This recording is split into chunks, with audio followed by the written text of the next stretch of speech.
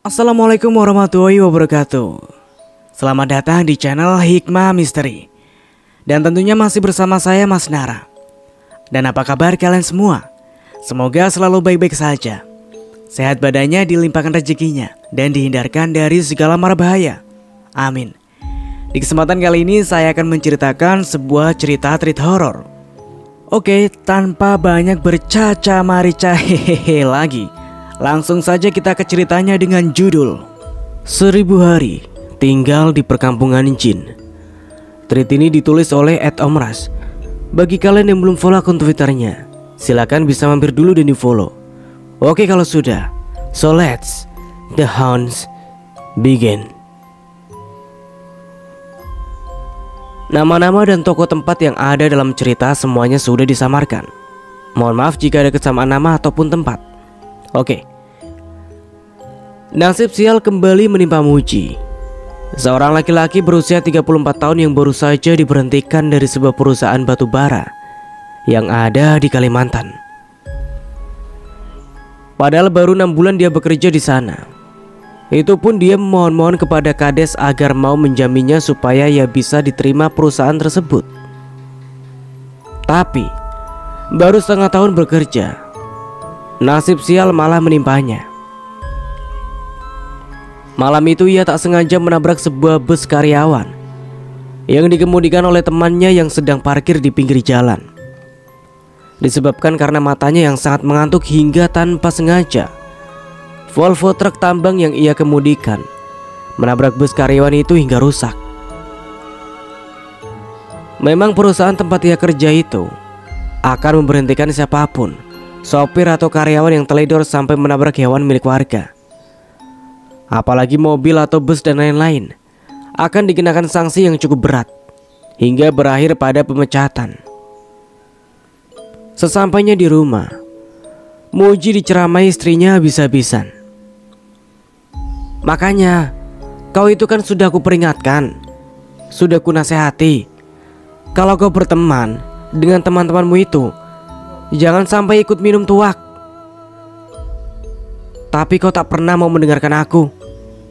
Akhirnya apa? Begini kan jadinya, ujar istrinya Muji yang bernama Deli itu sambil menyusui anak mereka yang masih bayi.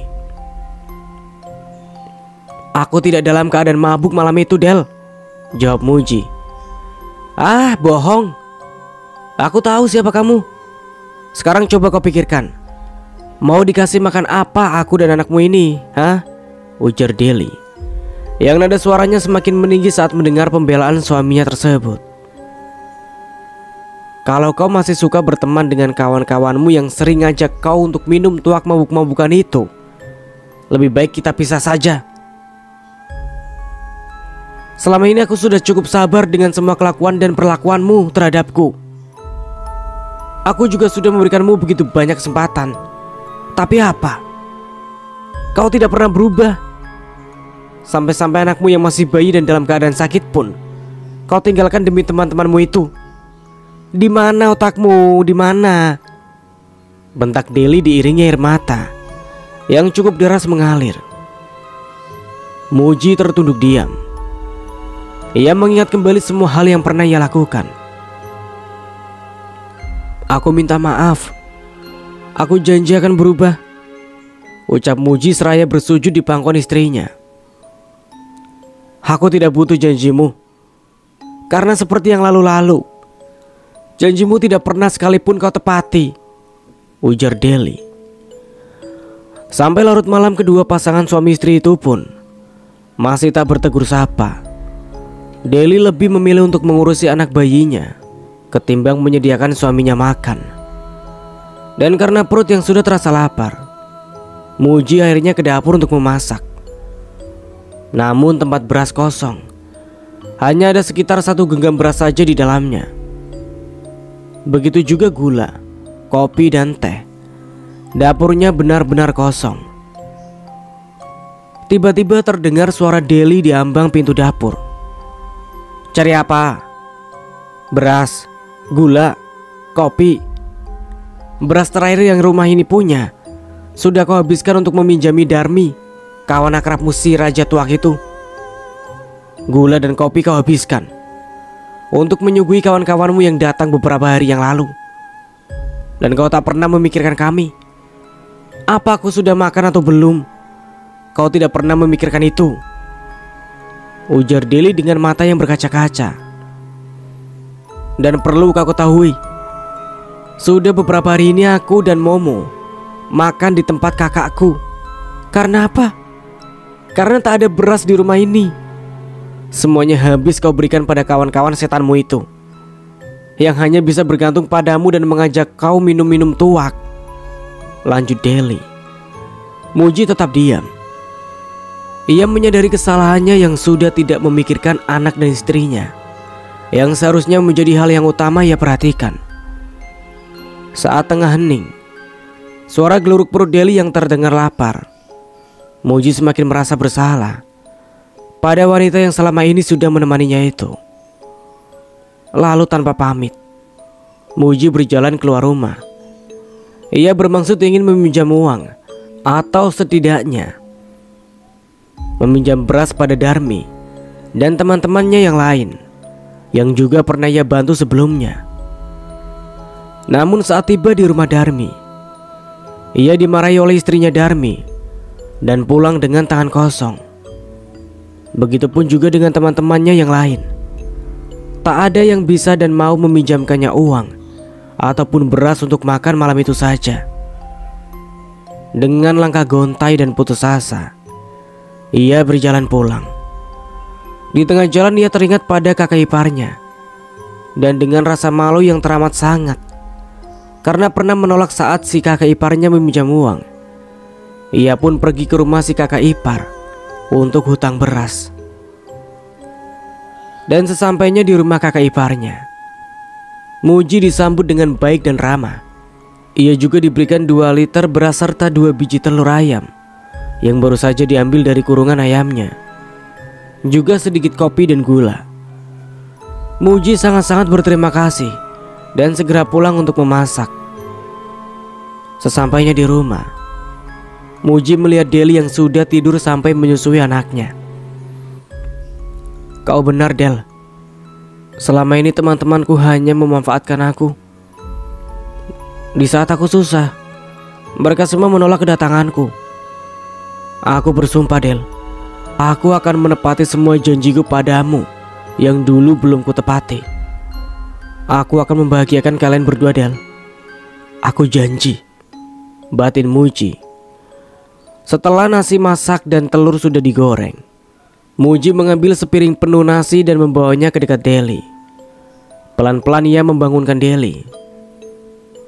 Makan dulu ya, kamu pasti lapar, ucap Muji. Awalnya Deli tidak mau, namun saat mendengar penjelasan suaminya, akhirnya Deli makan dengan disuapi oleh Muji. Keduanya pun kembali akur dan saling menyemangati, juga berjanji akan menjadi lebih baik lagi demi anak mereka. Sudah hampir 2 bulan Muji menganggur dan hanya mengandalkan kemahirannya dalam menyadap karet untuk mencukupi kebutuhan ia dan anak istrinya. Suatu hari, ketika sedang membaca-baca berita, ia melihat sebuah lowongan pekerjaan di sebuah perusahaan sawit yang juga ada di Kalimantan. Lokasinya cukup jauh dari desa tempat tinggalnya itu. Lalu Muji meminta izin pada istrinya, berharap istrinya mau mengizinkan ia melamar kerja di perusahaan sawit tersebut. Dan karena keadaan ekonomi mereka yang pas-pasan, akhirnya Deli mengizinkan dengan syarat jika sudah diterima nanti dan suaminya sudah bekerja genap 1 bulan di sana, ia dan anaknya juga harus ikut tinggal di sana, walaupun harus menyewa sebuah rumah. Dan Muji pun langsung mengiyakan persyaratan dari istrinya tersebut. Dan singkat cerita, keesokan harinya Muji langsung mempersiapkan berkas-berkas untuk melamar kerja. Surat permohonan yang ia tulis sendiri ia baca berulang-ulang kali dengan teliti agar tidak ada kesalahan kata pun ataupun coretan. Ia sangat berharap bisa masuk ke perusahaan itu, meskipun hanya di perusahaan sawit yang tentu gajinya lebih sedikit ketimbang saat ia bekerja di perusahaan tambang batu bara sebelumnya. Hari itu, Muji sudah bersiap-siap berangkat dengan menaiki sebuah ojek untuk mengantarkannya ke terminal bus yang cukup jauh dari rumahnya. Sesampainya di terminal, Muji langsung berjalan ke arah loket bus untuk membeli sebuah nomor yang akan ia cocokkan dengan bangku bus nanti. Singkatnya, sekitar pukul 8 malam, bus yang ditumpangi Muji meluncur perlahan keluar dari terminal. Orang-orang seperjalanannya dengan mulai asik dengan masing-masing aktivitas. Ada yang tiduran, dan ada yang juga mulai muntah-muntah akibat mabuk perjalanan. Bus itu melaju membelah gelapnya jalanan yang pada saat itu tidak ada kendaraan lain yang melintas di sana.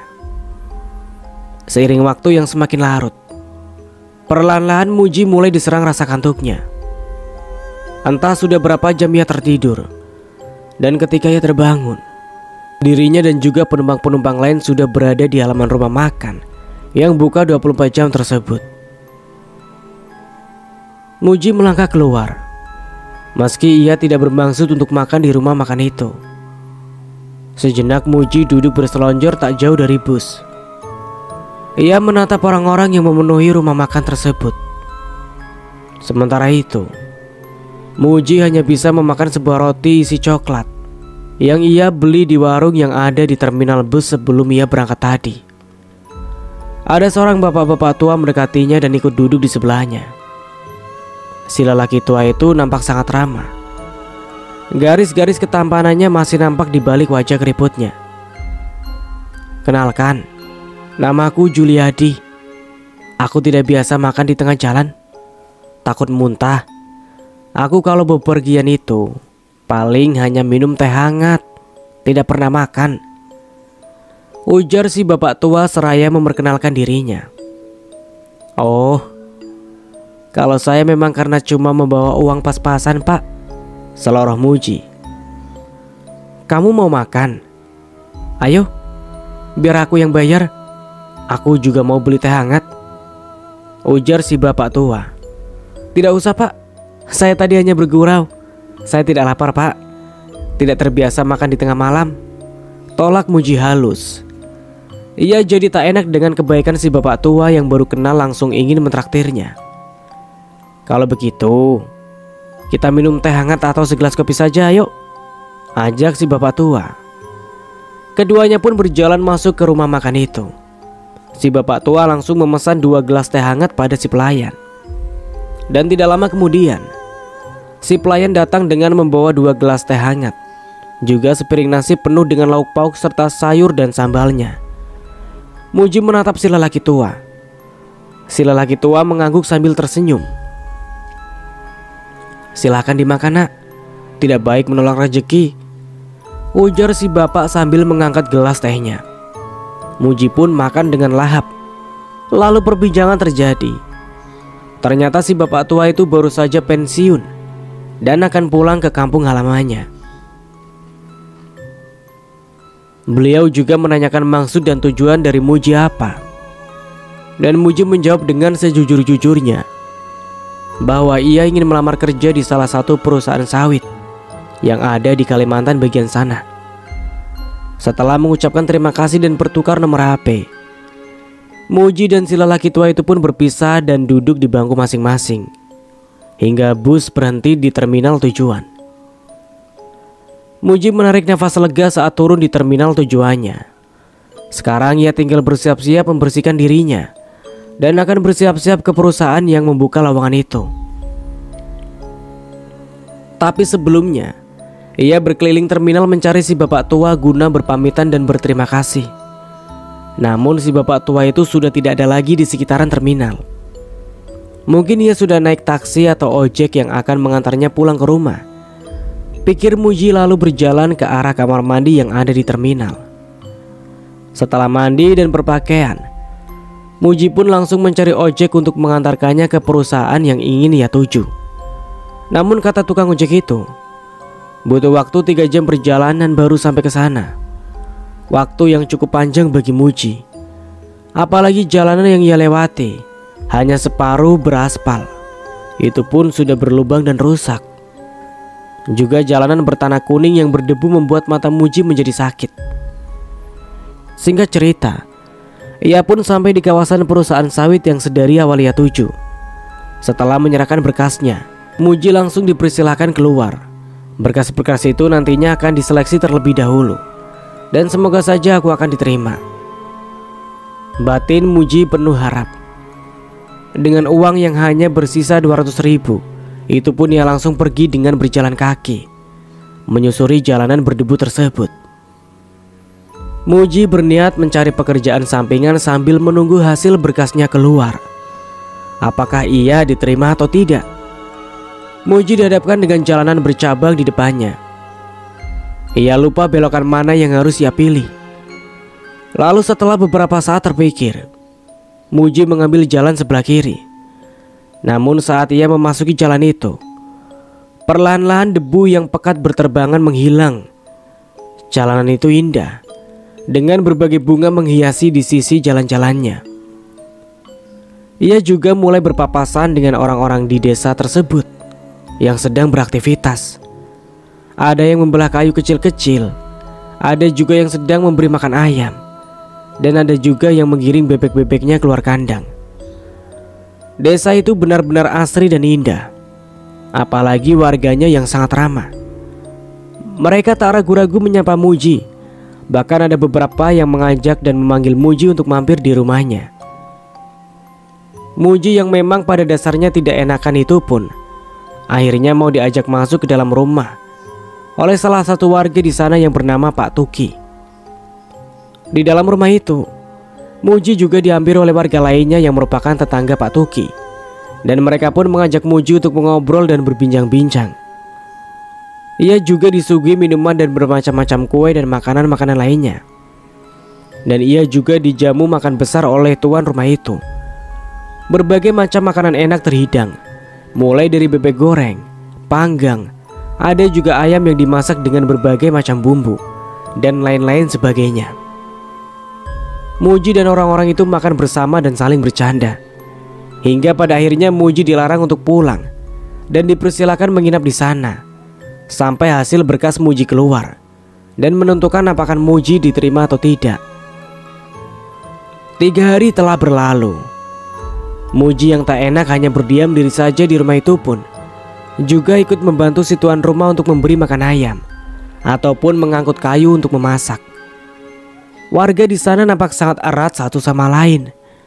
Mereka akan melakukan pekerjaan berat bersama-sama dan saling membantu jika ada masalah.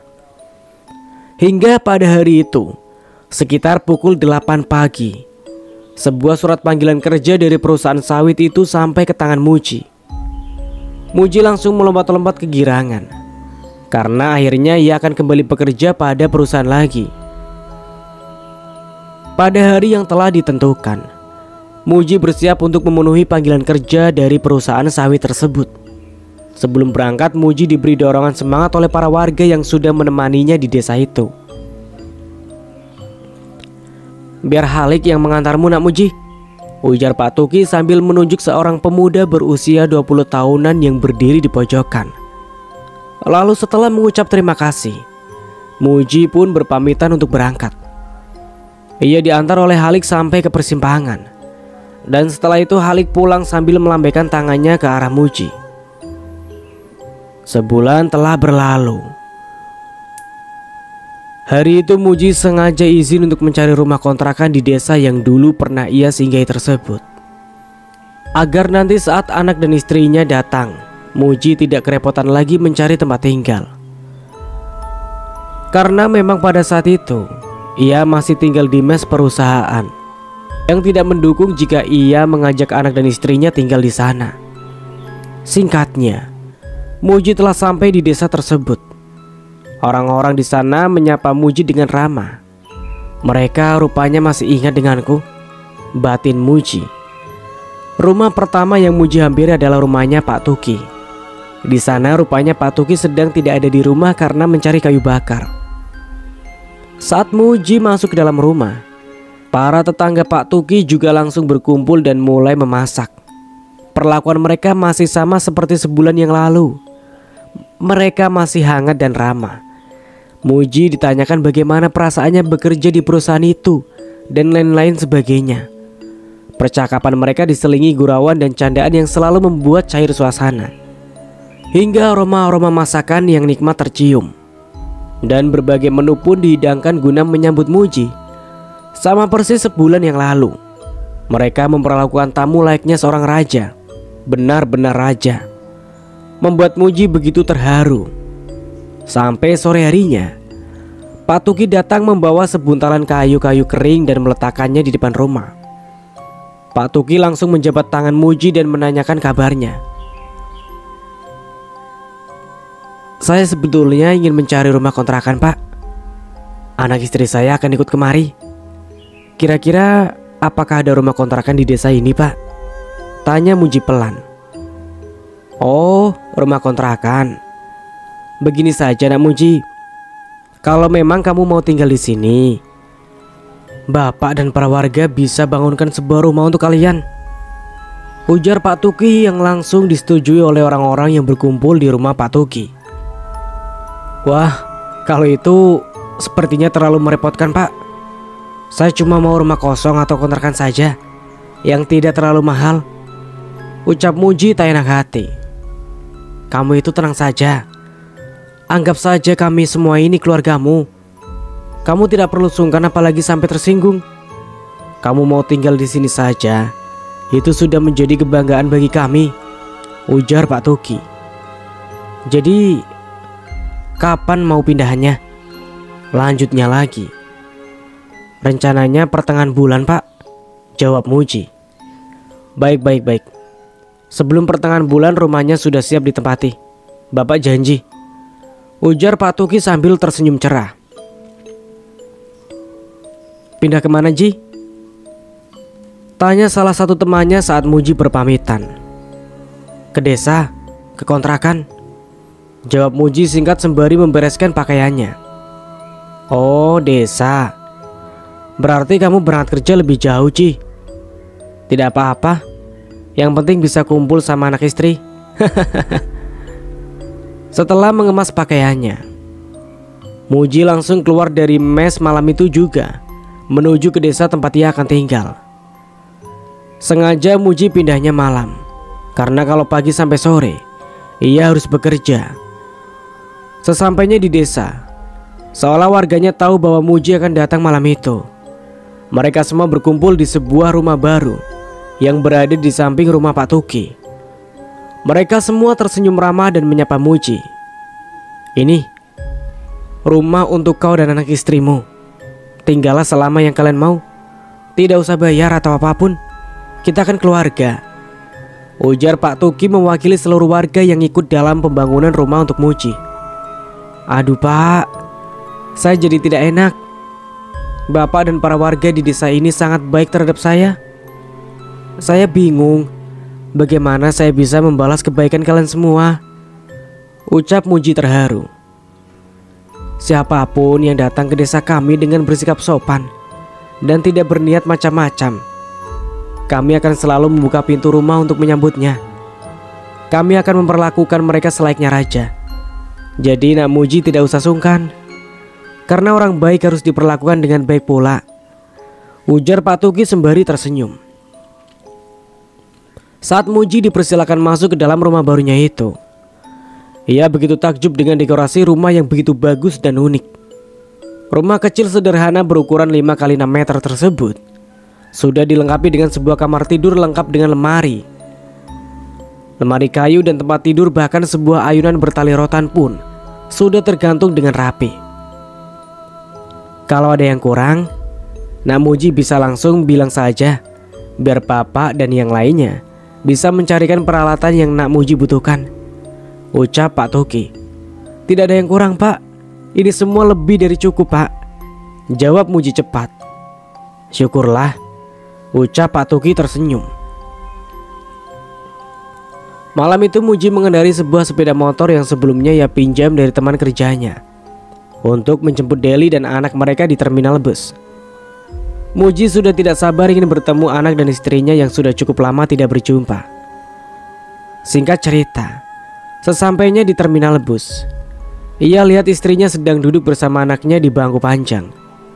Muji segera menghampiri istrinya. Saat melihat Muji, Deli langsung tersenyum manis.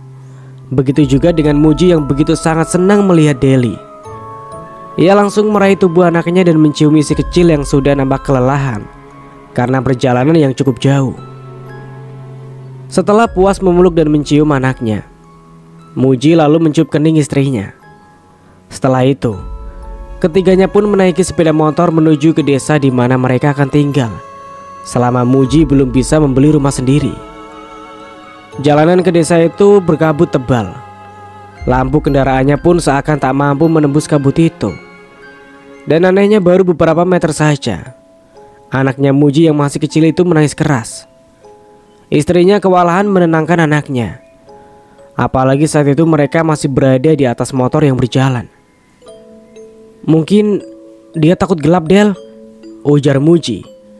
Deli pun menutupi wajah anaknya dengan kain. Dan tidak berapa lama anak itu sudah kembali tenang lagi. Dari kejauhan mereka melihat banyak sekali orang-orang berjejer berdiri di depan rumah sambil melemparkan senyuman kepada Muji dan istrinya. Motor itu pun diparkirkan di depan rumah. Lalu Muji mengajak Deli untuk turun. Mereka semua sangat ramah dan hangat menyambut kedatangan Deli dan anaknya. Satu persatu warga di sana memperkenalkan diri kepada Deli. "Istri dan anakmu pasti capek, Nak. Kami sudah menyiapkan makanan di dalam rumah. Ajak istrimu makan dulu," ujar Pak Tuki. Saat di dalam rumah dan Deli ingin memasukkan anaknya ke dalam ayunan, tiba-tiba anak itu kembali menangis.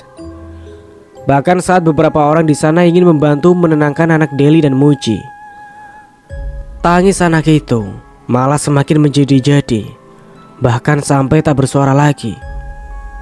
Yang tentu membuat Deli dan juga Muji menjadi sangat panik.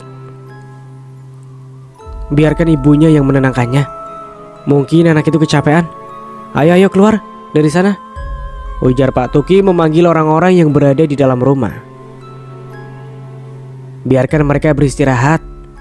Kan masih ada hari esok dan hari-hari lainnya untuk bertamu kemari," lanjut Pak Tuki sambil tersenyum. Muji ikut keluar rumah sambil mengobrol sebentar dengan Pak Tuki. Ia juga mengucapkan terima kasih yang sebesar-besarnya kepada Pak Tuki dan warga lainnya yang telah begitu ramah dan baik terhadapnya. Di dalam rumah, anak mereka sudah berhasil ditenangkan. Setelah anaknya benar-benar telah tertidur, Muji mengajak Deli untuk makan. Keesokan harinya, anak Muji dan Deli tiba-tiba saja demam. Tubuh kecilnya sangat panas dan akan menangis bila bertemu dengan tetangga-tetangga baru mereka. Deli benar-benar kerepotan dibuatnya. Apalagi saat itu suaminya bekerja dan akan pulang pada sore hari. Namun, untungnya tetangga-tetangga Deli termasuk keluarga Pak Tuki membantu Deli mencuci pakaian kotor, memasak dan mengambil air. Tetangganya gotong royong membantu Deli tanpa dipinta. Benar-benar tetangga yang sangat baik, batin Deli pada saat itu. Pada siang hari sampai malam, anak Deli menangis terus-menerus tanpa henti dan beberapa kali mengalami kejang-kejang. Muji yang baru pulang kerja pun dibuat tak karuan saat melihat anaknya. Di luar rumah terdengar Pak Tuki sedang membentak seseorang. Entah apa yang sedang terjadi di luar sana. Muji juga tak mendengar apa yang dikatakan Pak Tuki. Beberapa saat kemudian, Pak Tuki masuk ke dalam rumah. Ia langsung berjalan ke arah istrinya Muji yang masih menggendong anaknya. Dengan tangan yang sedikit gemetar, Pak Tuki mengoleskan arang hitam ke bagian tengah antara kedua alis, lalu mencium anak itu. Dan anehnya, anak Deli dan Muji langsung tenang. Mereka berdua sangat senang melihat anaknya sudah tenang dan bisa tersenyum. Begitu juga Pak Tuki dan warga lainnya. Dulu ada kepercayaan bahwa menaruh arang hitam di bagian mata anak kecil akan membuat mereka tenang dan nyaman. Jadi kalau bisa jangan dihapus, ujar Pak Tuki tersenyum. Hari-hari yang mereka lewati terasa begitu singkat. Dan setiap harinya Deli juga dan anaknya akan menghabiskan waktu mereka berkumpul dengan para warga ataupun tetangganya yang sangat ramah juga baik. Mereka akan memasak bersama, mencuci pakaian kotor bersama.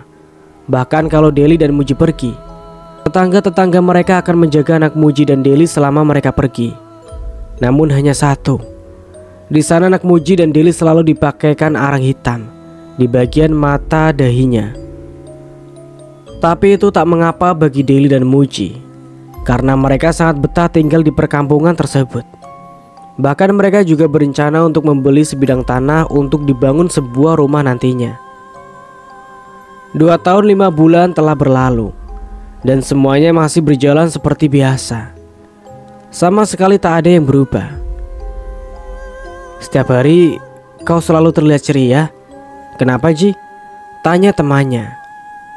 Mungkin karena keluargaku bahagia, dan tetangga-tetanggaku juga sangat baik dan perhatian pada kami, jawab Muji setengah bercanda.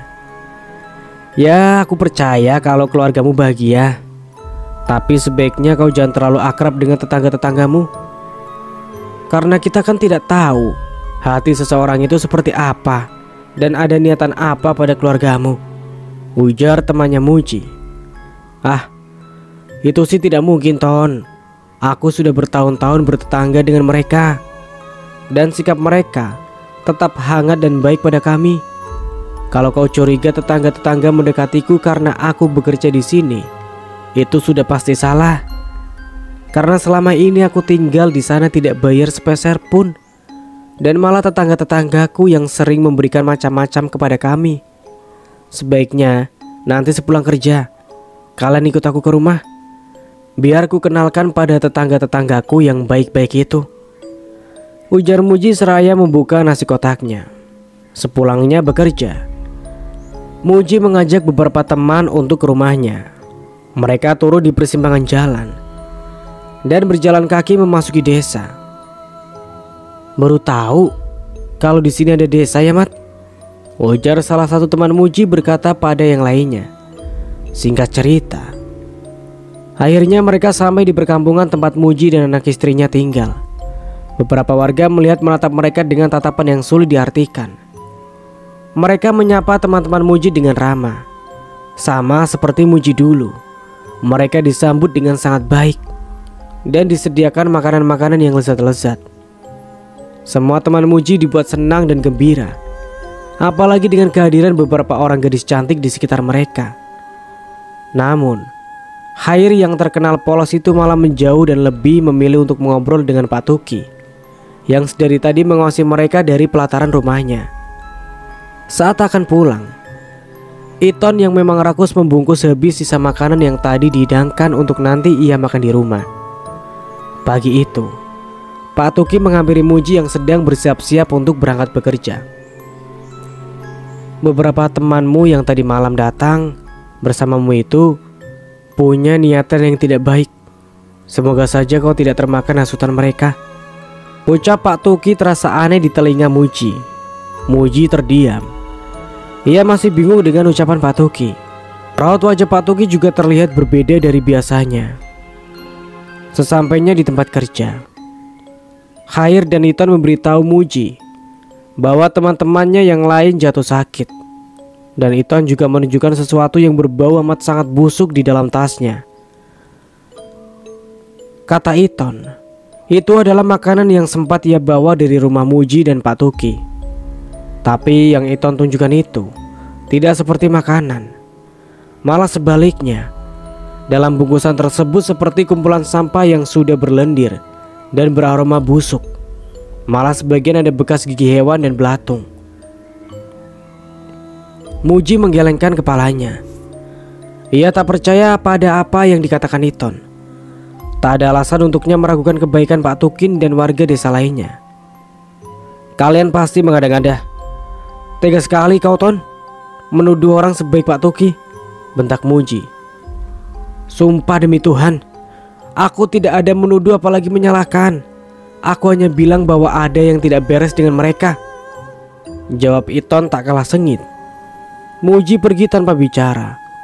Hari-hari itu benar-benar membuatnya ingin segera pulang ke rumah. Setelah hampir 3 bulan lebih, Iton dan Khair pergi diam-diam menuju perkampungan di mana Muji dan keluarga kecilnya tinggal. Mereka berdua ingin memastikan sesuatu tentang tempat itu yang sebelumnya sudah ditanyakan ke orang pintar. Mereka berjalan sudah hampir 1 jam menyusuri jalanan tersebut.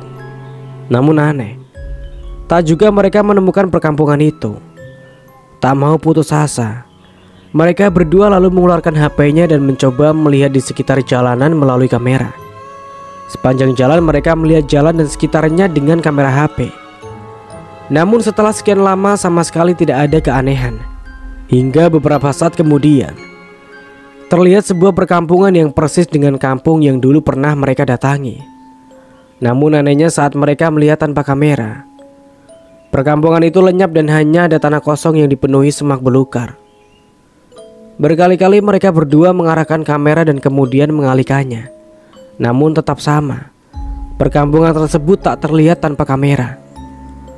Tiba-tiba saat ia mengarahkan kameranya lagi, nampak sesosok makhluk kurus berbulu lebat berwarna kemerahan tepat berada di depan kamera yang seketika membuat keduanya melompat ke belakang.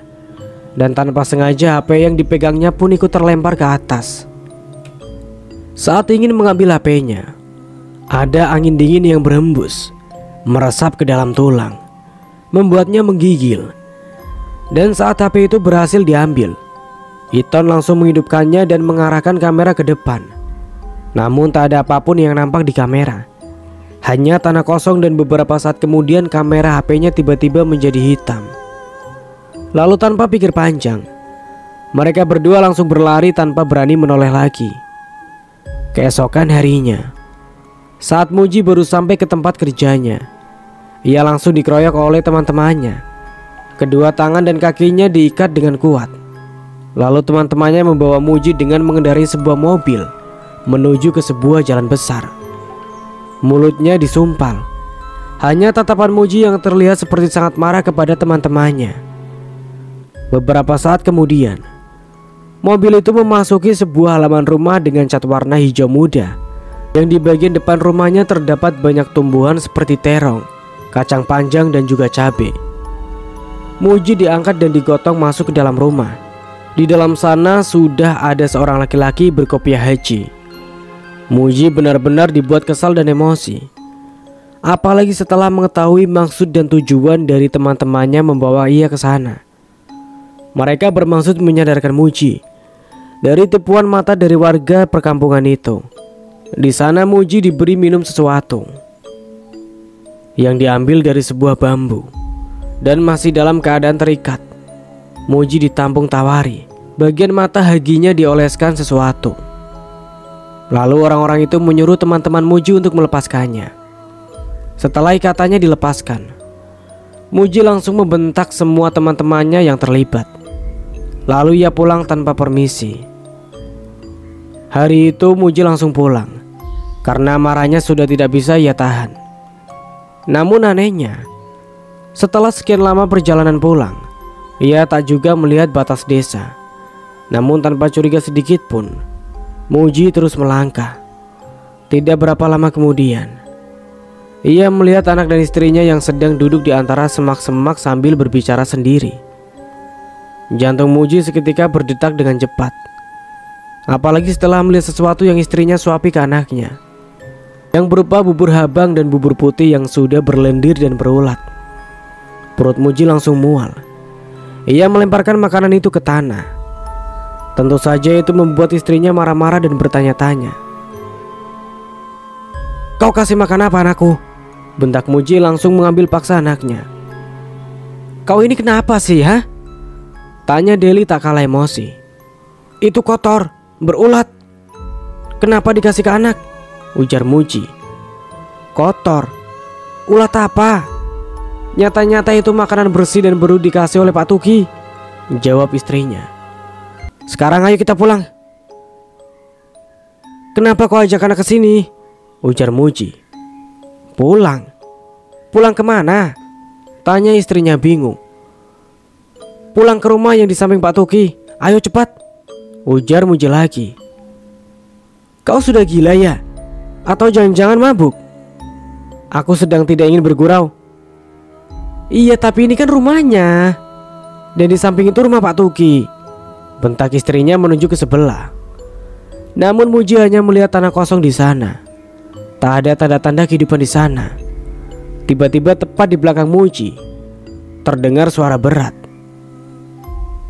"Rupanya kau sudah tahu ya," ujar suara itu. Dan saat Muji menengok ke belakang, ia sangat terkejut dan ketakutan. Karena makhluk yang berdiri di situ bukanlah manusia. Makhluk kurus berbulu lebat berwarna kemerahan itu menyeringai menatapnya. "Maaf pak, mungkin dia diajak mabuk sama teman-temannya," ucap Deli ramah pada makhluk itu. Pak Tuki?" gumam Muji menatap ke arah istrinya. Istrinya tak menjawab dan hanya menatapnya dengan tatapan aneh. Hanya sesaat saja Muji mengalihkan pandangannya dari makhluk itu. Dan tiba-tiba saat ia menoleh lagi, banyak sekali sosok-sosok yang rupanya aneh dan menyeramkan berdiri di sana, membuat Muji seketika lemas dan jatuh pingsan. Untungnya teman-teman Muji dan lelaki berkopiah tadi datang tepat waktu. Khair langsung menggendong anak Muji dan yang lainnya mengamankan Muji juga istrinya. Sementara lelaki berkopiah tadi sedang berbicara dengan sesuatu yang tak kasat mata. "Semuanya sudah selesai. Mereka tidak jahat dan tidak bermaksud untuk mencelakai. Mereka sudah melepaskan teman kalian," ujar si lelaki berkopiah. Mereka yang ada di sana pun menghela nafas lega mendengar perkataan dari si lelaki berkopiah tersebut. Lalu mereka membawa kembali Muji beserta anak istrinya ke rumah si lelaki berkopiah. Di sana Muji dan anak istrinya diberikan air putih yang sudah ia doakan untuk membasuh isi perut mereka yang sudah selama bertahun-tahun ikut makan makanan-makanan dari makhluk yang disebut jin. Muji sangat berterima kasih pada teman-temannya yang mau menyelidiki perkampungan itu demi Muji. Tak terbayangkan selama itu Muji dan anak istrinya ikut makan apapun yang dimakan makhluk-makhluk itu. Bahkan teman-temannya yang pernah sekali saja makan di sana dibuat muntah-muntah setelah tahu apa bentuk sebenarnya dari makanan yang pernah mereka makan. Sampai saat ini perkampungan itu katanya masih ada, tapi penduduknya tidak pernah lagi menjebak manusia untuk singgah ke sana. Semoga saja kejadian Muji dan keluarganya tak pernah terulang lagi. Dan cerita pun selesai. Dan begitulah akhir cerita dari sebuah treat horor dengan judul 1000 Hari Tinggal di Perkampungan Jin. Dari saya mohon maaf bila ada salah kata. Akhir kata, wassalamualaikum warahmatullahi wabarakatuh. Sampai jumpa di video berikutnya.